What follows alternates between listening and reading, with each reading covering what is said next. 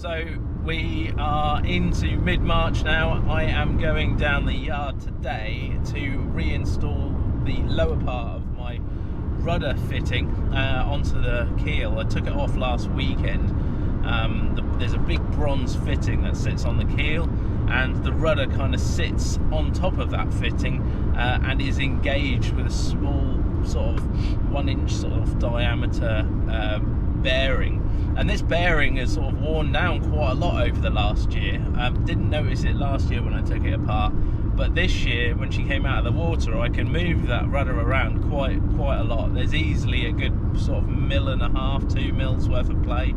So over time, with the rudder moving side to side, that has just worn away quite quickly. So I've removed the whole thing, taken it to a fabrication shop, machine shop, and the machinist has made me up 2 new fittings to sort of replace that with. So I've got a spare and I've got one that I'm going to fit. I've got 4 weeks before I'm going to launch, so there's anti-fouling, a bit of painting. The cockpit sole needs a little bit of work. I'm not going to go mad on that. And I've got a trip over to Belgium first for Ostend for Anchor. Love the place, so I'm going to go over there. And then there's sort of preparation ongoing a little bit in the background. I'm registering for the Round Island race, which is the 11th of July. So I'm going to take part in the classics sort of class of that, and there's a couple of other Nicholsons as well. So I think I wouldn't usually go anywhere near racing. I'm not a massive follower of it as such, but I think it's just such an amazing race. You know, it's one of the biggest events. In fact, it is the biggest event in the UK in terms of sailing, and yeah, just to be part of that in some way, shape or form would be fantastic. So I've registered. I need to get a sort of racing number for the sail, so I've registered that through the RYA. So it's about 20 quid to register. You get your code, and then you've got to just apply the numbers onto your sail, your main sail, and then you pay the entry fee, which I think is about 150 quid. And yeah, that's pretty much it. You turn up and set off this morning. I think the class that I'm in, the classics class that I'm in, is 8 o'clock, because there's staggered times. There's over 1,000 boats attending this thing, so they have to stagger the start times. It starts as early as I think 7 o'clock, and then throughout a couple of hours they set off. So, and it's round the island phrase, round the Isle of Wight, about 50 nautical miles anti-clockwise from Cowes and return to Cowes. So that will be fun. I've got to find a crew for it though, because it's not a single-handed event at all. I've been warned against attending this thing single-handed. There are severe consequences for going single-handed and messing things up. People do not take kindly to it. So, and it's all actually written in the notification of race, notice of race rules now, that you have to have at least one other crew with you. For safety reasons, it makes sense. 2027, I'm planning even now to prep the boat for a trip to the Azores. So that's going to be quite a substantial, passage, and I've got some celestial navigation courses booked for the end of this sort of season, sort of September, October time. And yeah, just to kind of brush up, because I'd really love to be able to navigate there under celestial nav. So yeah, that's the plans, and sort of the outlook for this channel. I'm not sort of petering away and disappearing, but for this year at least, I'm keeping it reasonably local, although there is quite a lot going on.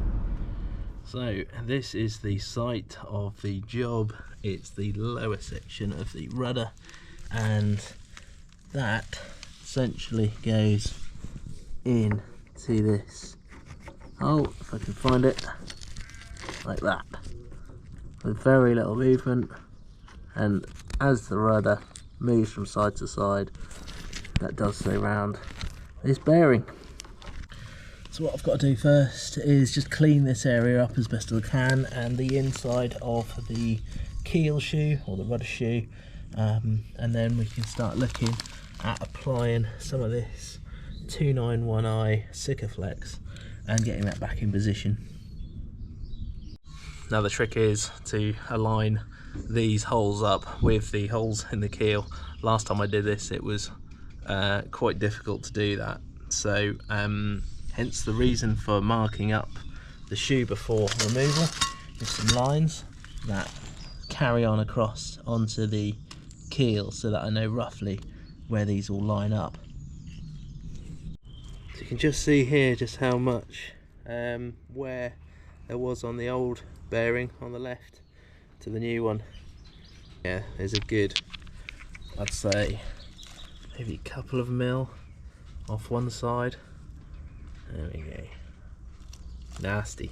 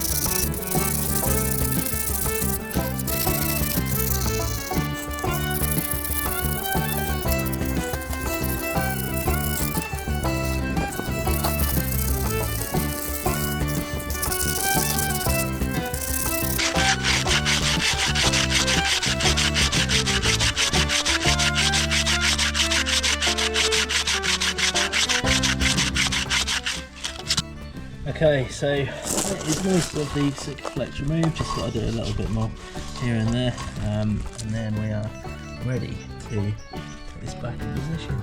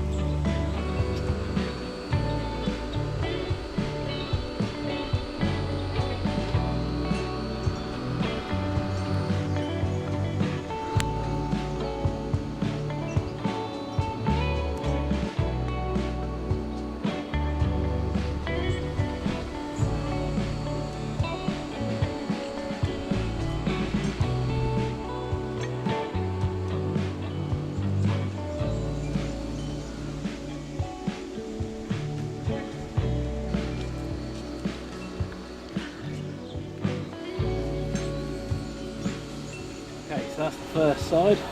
Get around the other side, fit the other 3 bolts. Should be good. Just need to do a bit more masticing on this side just to seal it all in. Right up here. Went for white silica flex this time. Outer is very busy indeed.